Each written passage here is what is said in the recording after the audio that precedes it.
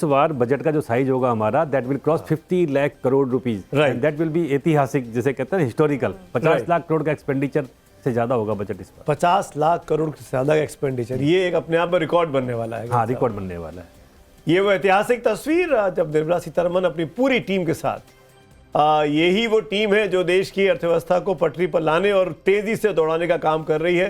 हर sector में इसी team को तवज्जो देनी होगी ताकि पूरा देश 140-145 करोड़ का देश तेजी से आगे चले। अमित कुमार मेरे सहयोगी जुड़ गए। अमित कुमार, निर्मला सीतारमण जी पहुंच गई हैं संसद भवन, आगे क्या होगा?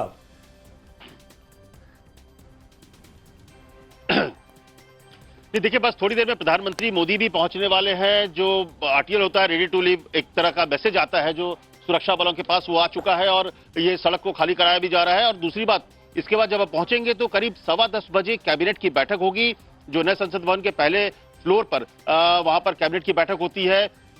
इससे पहले भी जो बैठक हुई थी जिसमें 12 लाख का एक तरह से छूट दिया गया था, इनकम टैक्स रिबेट दिया गया था लोगों को, तो उसमें उस जो मीटिंग हुई थी, उस मीटिंग में प्रधानमंत्री मोदी ने कहा था जो तमाम उनके सहयोगी थे कि ये जो बजट आने वाला है वो आम लोगों का बजट होगा। तो इसी तरह से जब बजट आता है तो उसमें एक जो औपचारिकता होती है, मुहर तो लगती ही है, लेकिन इसके बाद निर्मला सीतारमण वहां से चली जाती है नीचे अपने जो एक तरह से प्रिपरेशन आप कह सकते हैं बजट से ठीक पहले का। लेकिन प्रधानमंत्री मोदी तमाम सहयोगियों के साथ रहते हैं, करीब वो आधे घंटे तक बैठक चलती है और फिर वहीं से सब निकलते हैं, पूरा मंत्रिमंडल निकलता है नीचे, वो जाता है और वो सदन के भीतर पहुंचता है, जहां पर थोड़ी देर में करीब जो एग्जैक्ट 11 बजे उनका भाषण होता है। जो एक आम आदमी की बात है, मैं वही कह रहा हूं कि आम आदमी को लेकर प्रधानमंत्री मोदी हमेशा जो ये कहते हैं कि जो अगर आप उनके एमएसएमई वाली जो बात करिए, एमएसएमई सेक्टर पर फोकस देने की वजह है कि जो छोटे जो लोग हैं, जो छोटे स्तर पर काम करते हैं, चाहे प्लम्बर का काम करे या इस तरह के, उनको किस तरह से स्किल के जरिए डेवलप करना और उनको अपने रोजगार खड़ा करने के लिए मदद करना। तो मुझे लगता है कि सरकार का जो फोकस है वो हर तबके के लिए अलग अलग तरीके से है, महिलाओं के लिए अलग रहता है, और इसीलिए इस सरकार में जो एक समग्र विकास की बात प्रधानमंत्री नरेंद्र मोदी कहते हैं कि सबका विकास कैसे हो, सबका विकास सबका साथ, तो उसकी पीछे की जो मंशा है, उसके पीछे का जो आइडियोलॉजी यही है। मुझे एक चीज और बात सुमित जी ये कहना है कि जो रेलवे की बात आप कह रहे थे, थोड़ी देर पहले रेलवे की बात हो रही थी, मुझे लगता है इस बार रेलवे में दो चीजों पर बहुत जबरदस्त फोकस होने वाला है। एक जो कवच जो सुरक्षा है, जो वहां पर रेलवे दुर्घटना ना हो, जो भारत में बना हुआ स्वदेशी व्यवस्था सिस्टम है, और इसके साथ जो वंदे भारत स्लीपर जो कि भविष्य में जो बदलेगा, जो तमाम राजधानी है उसको रिप्लेस करने के लिए है, तो मुझे लगता है उसको फोकस करके आपको रेलवे में दिखेगा। तो ये दो चीजें मुझे लगता है जो बतानी थी, वो प्रधानमंत्री किसी वक्त यहाँ पर आने वाले हैं। जो उनकी आगे की जो कारकेड होती है, जो गाड़ियां हैं, तस्वीरें चलने दीजिए, तस्वीरें चलने दीजिए। कहानियां तस्वीरों से ही समझ में आसानी से आती है और तस्वीरें ही इंपॉर्टेंट होती है। आज के दिन में भाषण शुरू होने के पहले तस्वीरें आपके सामने आती रहेंगी। एक बार क्विकली चलते हैं मेरे सहयोगी राकेश पांडे के पास।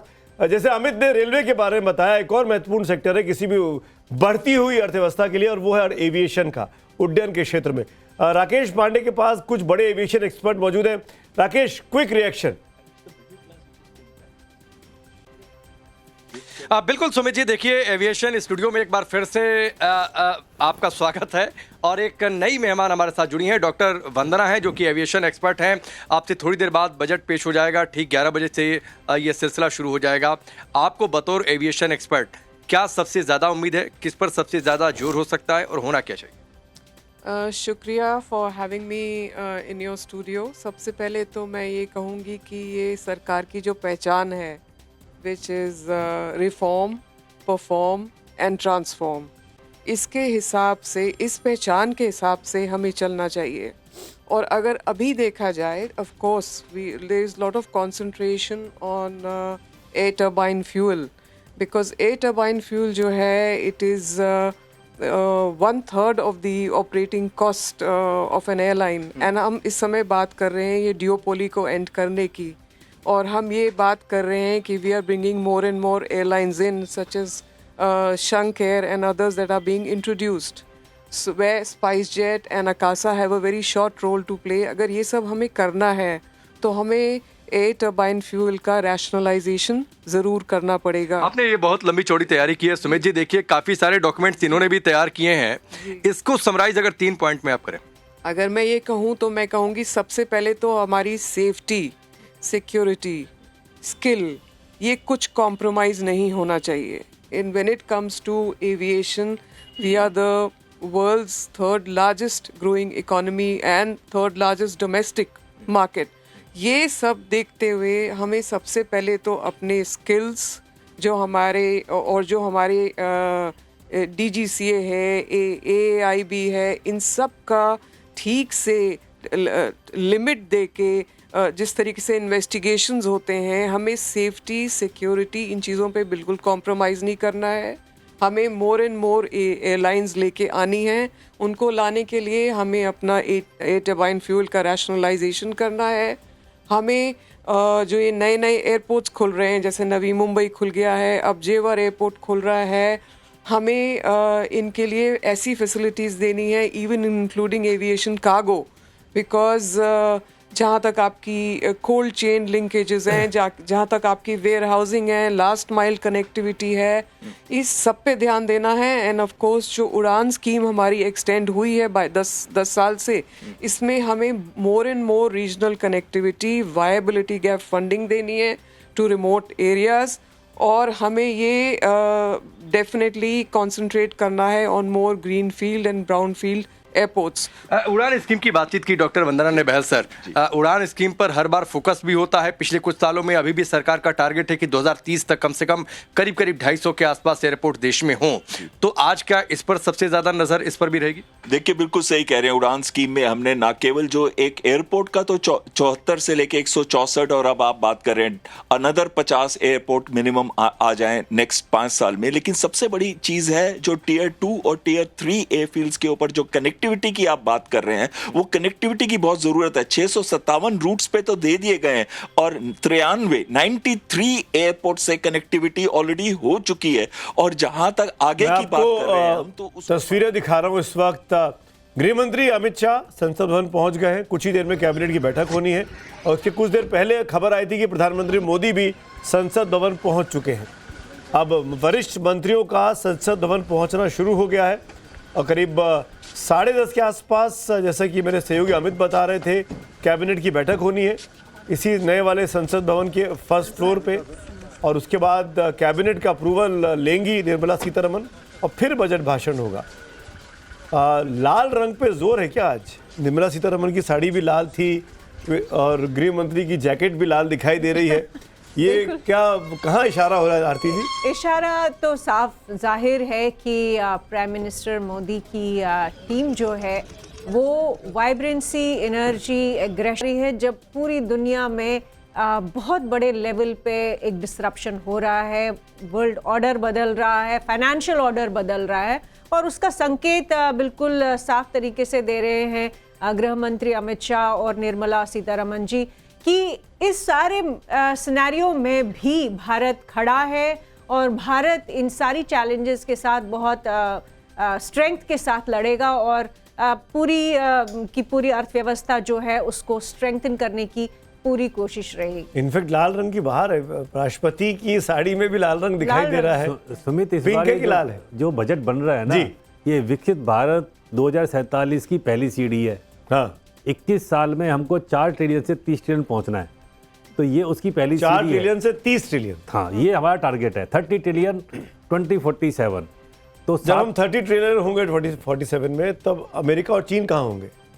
देखिए, हम 8% से ग्रो कर रहे हैं, अमेरिका 2% से ग्रो कर रहा है, चीन 4% से ग्रो कर रहा है. तो हम उनको ओवरडू कर पाएंगे कि नहीं? मेरा सवाल ये था. हम अमेरिका को तो कर ही देंगे कम से कम. चाइना हमसे आगे होगा. 2047 में जो इकोनॉमी का साइज होगा, हम 30 पे होंगे, चाइना 50 पे होगा और अमेरिका 30-35 पे ही होगा वो. अच्छा, तो ये बड़ा अचीवमेंट है और ये इसीलिए बार बार विकसित भारत का इसको बजट कहा जा रहा है और पूरे के पूरे हिंदुस्तान की निगाहें. देखिए, मैं एक चीज़ और जानना चाहूँगा आपसे आरती. अब पिछली बार क्योंकि चुनाव था, चुनाव को लेकर कई सारी घोषणाएं हुई और जो कि जिसका इम्पैक्ट भी दिखा हमको, दिल्ली के चुनाव में दिखा, लोकसभा में भी दिखा. अब आप मुझे ये समझाइए, ये बताइए, इस बार बंगाल में चुनाव है, असम में चुनाव है, तमिलनाडु, केरल में चुनाव है, क्या ऐसी कोई स्पेसिफिक चीज़ें, फॉर एग्जाम्पल जैसे फिशरीज हो गया, जैसे वाटर सरफेस हो गया, इन तमाम सेक्टर्स को लेकर कोई अनाउंसमेंट्स हो सकते हैं ताकि इस तरह के अपनी कॉन्स्टिट्यूंसी को एड्रेस भी किया जा सके और इंफ्रास्ट्रक्चर के वहां पर तवज्जो दी जा सके? देखिए, ओवरऑल अगर आप देखें प्राइम मिनिस्टर मोदी का जो ओवरऑल इकोनॉमिक विजन है और जहाँ जिस तरह से वो इंटरलिंक करते हैं पॉलिटिक्स को और खासकर अपनी कॉन्स्टिट्यूंसीज को, कुछ ना कुछ हर बजट में वो उसका स्कोप रखते हैं। वो वाराणसी हो उनकी अपनी कंस्टिट्यूंसी, या अब असम, बंगाल, तमिलनाडु की बात जो कर रहे हैं, लग रहा है कि वो उन रीजन्स को और उन स्टेट्स के लिए भी कुछ स्कोप रखेंगे, ताकि जब कैंपेनिंग का समय आए, जब इलेक्शन लड़ने का समय आए, तो उस वक्त वो इन फिशरमैन हो या असम के जो लोग हैं या बंगाल के जो लोग हैं, उनको वो कुछ ना कुछ देने की स्थिति में हो। मुझे पूरी उम्मीद है कि उन्होंने कोई ना कोई स्कोप तो रखा होगा। और मेरे ख्याल से किसान तो ऐसा वर्ग है हिंदुस्तान में जो हर जगह मौजूद है, और सबसे बड़ा हमारी इकोनॉमी में मदद करने वाला सेक्टर भी है किसानों का। श्वेता, मैंने किसान की बात की, श्वेता के चेहरे में मुस्कुराहट आई, उन्होंने इस क्यू को पकड़ लिया कि अब मैं उनके पास आने वाला हूं। श्वेता, आपके पास वहां पर किसानों की पंचायत में मेरे ख्याल से काफ़ी ज़्यादा भीड़ भी अब मुझे दिखाई दे रही है। आपसे कुछ देर के जब मुकाबले अगर मैं बात करूं, बात कर सकती हैं आप उनसे। Over to you. बिल्कुल बिल्कुल सुमित जी, लाल रंग की बात हुई और विकसित भारत की बात हुई, लेकिन मैं यहाँ बात करूंगी हरे रंग की। खेतों के बीच मौजूद हूँ और एक बार तस्वीर दिखाना चाहूंगी। ट्रैक्टर देख रहे होंगे, इस पर जीएसटी कितनी कम होगी, किसानों को कितनी राहत मिलेगी, इस पर भी बात होगी। और ये हरियाली बरकरार रहे, इसके लिए एक बात करना बेहद जरूरी हो जाता है सुमित जी। टैरिफ वार, जो अमेरिका ने टैरिफ लगाया भारत के ऊपर कृषि क्षेत्र और डेयरी क्षेत्र में, जो एंट्री चाहता है अमेरिका, लेकिन भारत मजबूती के साथ खड़ा है। दबाव सह लेंगे लेकिन कृषि क्षेत्र में एंट्री नहीं देंगे, क्योंकि जो छोटे किसान हैं वो मर जाएंगे। तो इस बारे में बात करना होगा। ये एक साहसिक कदम है। अभी 1 साल से ऊपर का वक्त होने जा रहा है, लेकिन हम ये टैरिफ का दबाव झेल जरूर रहे हैं, लेकिन हमने इनकार कर दिया। इसको कैसे देखते हैं ब्रिजेश भाटी जी? इसमें तो सराहना करनी पड़ेगी। मैं इसमें अपने देश के प्रधानमंत्री के साथ हूँ, देश के साथ है, क्योंकि जो ये अमेरिका हमारे जो कृषि क्षेत्र को छीनना चाहता था, ये बहुत ही साहसी कदम देश के प्रधानमंत्री ने उठाया और उसमें स्पष्ट कह दिया। ये देखिए, प्रधानमंत्री मोदी का काफिला जब वो पहुंचे संसद भवन परिसर में, कुछ देर पहले की ये तस्वीरें हैं। कुछ देर पहले, करीब अब से 5-7 मिनट पहले प्रधानमंत्री संसद भवन में पहुंच चुके हैं। अब इंतजार है कि कैबिनेट की बैठक शुरू हो, और धीरे धीरे करके इन कारों के काफिले में प्रधानमंत्री पहुंचे हैं संसद भवन में। नई संसद भवन में बजट भाषण पढ़ा जाएगा, और जैसे ही प्रधानमंत्री की तस्वीरें दिखेंगी वो भी आपके सामने होंगी। हम आपको एक एक चीज़ सबसे पहले दिखाने की कोशिश कर रहे हैं। निर्मला सीतारमण की तस्वीरें हों, राष्ट्रपति की तस्वीरें हों, गृहमंत्री की तस्वीरें हों, या प्रधानमंत्री के काफिले की। इन तस्वीरों को चलने दीजिएगा एक विंडो में। हम तब तक किसानों के साथ जो बातचीत श्वेता कर रही थी उनको हम सुन लेते हैं। श्वेता। जी बिल्कुल, ब्रिजेश भाटी जी का यही कहना है। देखिए, यहाँ प्रधानमंत्री की सराहना करनी पड़ेगी, ये साहसिक कदम है, लेकिन बावजूद इसके किन किन और चीजों में, किसान निधि सम्मान की बात करें, कृषि धन धान्य योजना, इन सब से कितनी उम्मीद? मैं पहले भी कह चुका हूँ कि जो सम्मान, हाँ मैं साउथ में कह रहा हूँ, सम्मान निधि जो है 20,000, 15 से 20,000 रुपए होनी चाहिए। हमारे किसी यंत्र 9 से 12,000 हो जाए तो कोई दिक्कत अभी फिलहाल नहीं। अगर होती मेरी बात सुनिए, हमने पहले ही कहा है कि हम पहले 3 साल पहले बजट में भी ये बात बोली है कि 6,000 से किसान गुजारा होने वाला नहीं है। बढ़ना चाहिए 12 से 15 आप कह रहे हैं। किसान निधि के अलावा अगर बात करें, कृषि धन धान्य योजना 100 जिलों में पायलट योजना चल रही है, इसे क्या और जिलों में भी लागू करना चाहिए राष्ट्रीय स्तर पर? देखो जी, सब जगह करना चाहिए। हाँ। फसल बीमा योजना, इससे क्या उम्मीद, इसमें कुछ फायदा मिलेगा? मिलेगा जी, फायदा मिलेगा। लगता है इस बार बजट में मिलेगा। आप लोगों को क्या उम्मीद, इस बार क्या ऐसा सरकार करे जिससे किसान सबसे ज्यादा उम्मीद लगा के बैठे? हमारी जमीन के बाद मुझे बोलना भी तो नहीं आता, आगे कर लो, मुझे आप बताइए क्या उम्मीद है? उम्मीद है जी, बजट पे भी बढ़ना चाहिए और सब कुछ होना चाहिए। किसान की आय जो दुगनी होनी चाहिए। आय दोगुनी होनी चाहिए, इसका वादा तो सरकार ने किया। कहीं कहीं आंकड़े बता रहे हैं नहीं, अभी तक कराता नहीं है। नहीं, लागत ज्यादा आ रही है। लागत तो ज्यादा आ रही है, किसान हो नहीं रहा फसल में कुछ भी गुजारा, और गाय वो खाजा में। जीएसटी कम होनी चाहिए, कीटनाशक पे भी 18% जीएसटी है, कम होगी तो कुछ फायदा होगा। जो दवाई है वो बहुत महंगी है, अगर उन किसान लगाता है तो बजट से बाहर हो जाता है। किसान को जो उसका जो जमीन, उसका जो भाव है, जैसे गेहूं है, वो बाजार में जो है 2,000 रुपया कुंटल, 2,500 रुपया कुंटल बिक रहा है, वो कम से कम 4,000 रुपया कुंटल होना चाहिए जब किसान का औसत आएगा। एमएसपी को जो कानूनी गारंटी, हाँ वो बढ़ना चाहिए, वो अभी तक हाँ। गन्ने का भाव बढ़ना चाहिए, चावल का भाव बढ़ना चाहिए। अगर उसकी लागत लगाओ, मजदूरी लगाओ, उसके जो किसान का जो परिवार है पूरा मजदूरी खेत में करता है, अगर उसकी टोटल वो लगाओगे, जो उनकी मजदूरी लगाओगे तो वो मजदूरी नहीं मिल पाती। ये एक किसान आंदोलन हुआ था सुमित जी, और आपने देखा होगा कि एमएसपी को लेकर भी कई बार बात उठी कि इसको कानूनी गारंटी में लाएं, लेकिन ये अभी तक बातें होती रही लेकिन वो नहीं आया। एमएसपी को लेकर आप लोगों की एक लंबी लड़ाई है, बावजूद इसके अभी तक वहां नहीं पहुंच पाए जहां पहुंचना चाहिए। देखो, सरकार की तरफ से वो मेरा सरकार से एक ही निवेदन है कि एमएसपी की लड़ाई के लिए सारे किसान सड़क पे उतरे। अभी वो बीच में ही अटकी हुई है, सरकार ने उसको पास नहीं किया है। बजट सत्र का आज पहला दिन है, आज बजट पेश होने वाला है, तो मेरा तो सरकार से एक ही निवेदन है, सारे किसानों का एक ही निवेदन है कि एक किसान ही ऐसा है जो इस देश को अन्न खिलाता है, और किसान के बारे में अगर आप बहुत छोटी छोटी सोच रखेंगे तो एक देश का बहुत दुर्भाग्य होगा, क्योंकि बिल्डरों के लिए, उद्योगपतियों के लिए आप बहुत बड़ी बड़ी घोषणाएं करते हैं, लेकिन किसानों के लिए एक तुच्छ घोषणा करते हैं। मेरा प्रधानमंत्री जी से और सभी से आपके चैनल के माध्यम से निवेदन है कि किसानों के बारे में एक अच्छी सोच रखें, क्योंकि किसान जीवित है तो देश जीवित है। फौज में भी रहे हैं तो जय जवान जय किसान का नारा दिया जाता है, तो आज तो उम्मीद है ना? हाँ जी, हाँ, उम्मीद है कि नहीं? आज उम्मीद है। आज उम्मीद है कि जो किसान सम्मान निधि हो या जो फसल बीमा योजना, उन सब में कुछ ना कुछ किसानों को ऐसा मिलेगा, चेहरे खिल जाएंगे। अजी उम्मीद तो बहुत है, उम्मीद बहुत है बीजेपी से, पर ये करता न रहे, नहीं हो पा रही है। हाँ। जिस हिसाब से होना चाहिए। देखिए सुमित जी, जितना किया जाए वो कम है, और हर सेक्टर्स की बात कर ले, जैसा आप अभी गेस्ट से भी बात कर रहे थे, हर सेक्टर को उम्मीद है। श्वेता, हर इंसान की यही चाहत होती है कि सब मुझे मिल जाए, सब मुझे ही मिले और किसी और को कुछ ना मिले। तो अगर ये ऐसा हो जाता है तो और ज्यादा खुशी मिल जाती है। पर निर्मला सीतारमण के लिए श्वेता, हम सब जानते हैं कि बड़ी चुनौती होगी ये कि सबको खुश करना है। पर सबको खुश करने का मतलब ये होगा कि आप देश के साथ कहीं ना कहीं किसी ना किसी के साथ कॉम्प्रोमाइज़ करेंगे, और केवल रेवड़ियां देकर या केवल ऐसी चीज़ें देकर जो आसानी से मिल जाएं, वो ऐसा नहीं होता। अर्थव्यवस्था को जब संभालना होता है तो कुछ कड़वी गोलियां भी खानी पड़ती हैं, और उसके लिए भी हम सबको तैयार रहना चाहिए, मानसिक तौर पर भी और प्लानिंग के लेवल पर भी। एक बार फिर चलेंगे वाराणसी, वहाँ पर मेरी सहयोगी ज्योति मौजूद है, और ज्योति के साथ कुछ एक्सपर्ट एक क्विक कमेंट वहाँ से भी ले लेते हैं कि भाई रेलवे को लेकर प्रधानमंत्री की कॉन्स्टिट्यूंसी में आप खड़ी हुई हैं, वहाँ पर काफ़ी अच्छा नया रेलवे स्टेशन बनाया, बनारस का चकाचौंध दिखाई दे रही है, पर रेलवे में सुविधाओं को लेकर एक्सपर्ट क्या बोल रहे हैं?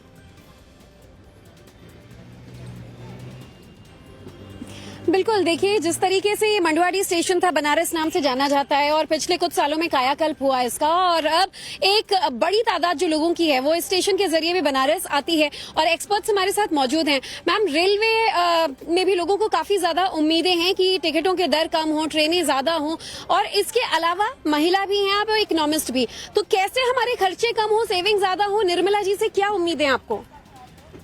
खर्चे कम होने की तो उम्मीद नहीं है, क्योंकि डेवलपिंग इकोनॉमी है हमारी, तो उसमें इन्फ्लेशनरी ट्रेंड रहेगा ही, वो तो हमें मिलेगा ही मिलेगा हमेशा। बस ये है कि टैक्स के थोड़ा सा पैटर्न में, एक सैलरी पेड पर्सन होने के नाते हम ये उम्मीद कर सकते हैं कि टैक्स के पैटर्न में थोड़ा सा और भी रिलीफ दिया जाए।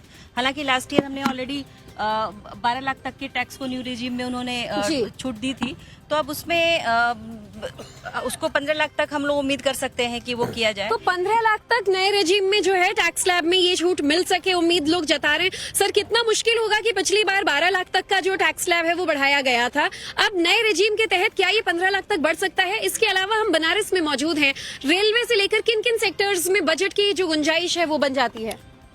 निश्चित ही बढ़ाना इनको जरूरी है, क्योंकि नए जो वेतन आयोग की सिफारिशें लागू करने की बात चल रही है, उसमें अगर वेतन बढ़ेगा तो फिर टैक्स में भी छूट इनको बढ़ानी चाहिए। वो एक मतलब कि नेचुरल चीज है।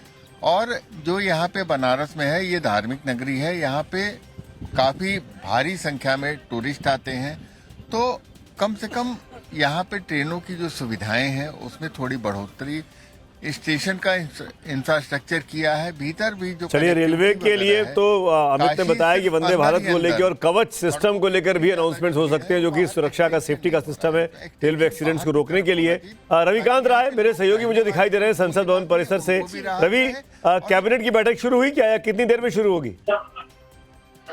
देखिए सुमित जी, इस वक्त प्रधानमंत्री नरेंद्र मोदी और कैबिनेट के जो तमाम सहयोगी हैं वो संसद भवन पहुंच चुके हैं। वित्त मंत्री और वित्त राज्य मंत्री पहले ही संसद भवन आ चुके हैं, लेकिन अभी थोड़ा वक्त है। लगभग 10:20 पर कैबिनेट की जो बैठक है वो संसद भवन के अंदर प्रारंभ होने जा रही है। कैबिनेट के 1-2 सहयोगी जो है वो अभी आने वाले हैं, लेकिन वित्त मंत्री जो है वो पहले आ चुकी हैं, प्रधानमंत्री आ चुके हैं। तो 10:20 पर जो आधिकारिक समय दिया गया उसके मुताबिक कैबिनेट की बैठक होगी और इस बैठक में बजट को मंजूरी दी जाएगी और उसके बाद निर्मला सीतारमण 11 बजे लोकसभा के अंदर अपना बजट पेश करेंगी। चलिए रवि, आपके साथ अपडेट लेते रहेंगे, लेकिन इस बीच में तमाम मेहमान मेरे साथ एक नया पैनल जोड़ा है, उनका भी परिचय आपसे करा देता हूं और फिर इस चर्चा को पूछ लेते हैं, शुरू कर लेते हैं कि आखिरकार इस बजट में, क्योंकि आखिरी 1 घंटा बाकी है, क्या क्या उम्मीदें हैं। जानी मानी अर्थशास्त्री रुचिका भगत जी हमारे साथ स्टूडियो में मौजूद है। आपका स्वागत है रुचिका जी। आरती टिक्कू पहले से हमारे साथ है, वरिष्ठ पत्रकार। मोहित गुप्ता फाइनेंस एक्सपर्ट, वो हमारे साथ जुड़ गए स्टूडियो में। आपका भी मोहित बहुत बहुत स्वागत है। Sushil Kumar corporate tax expert है, आपका भी स्वागत है। और मेरी तो बाकी सहयोगी आप जान ही रहे हैं हमारे साथ है, और गर्ग साहब मेरे साथ यहाँ पहले से मौजूद हैं टैक्स एक्सपर्ट के तौर पर। मोहित, मैं स्टार्ट आपसे करना चाहूँगा, 2 चीज़ें जो इस बजट से आप एक्सपेक्ट करते हैं। देखिए जी, मेरा ये मानना है जो बजट 2026 है वो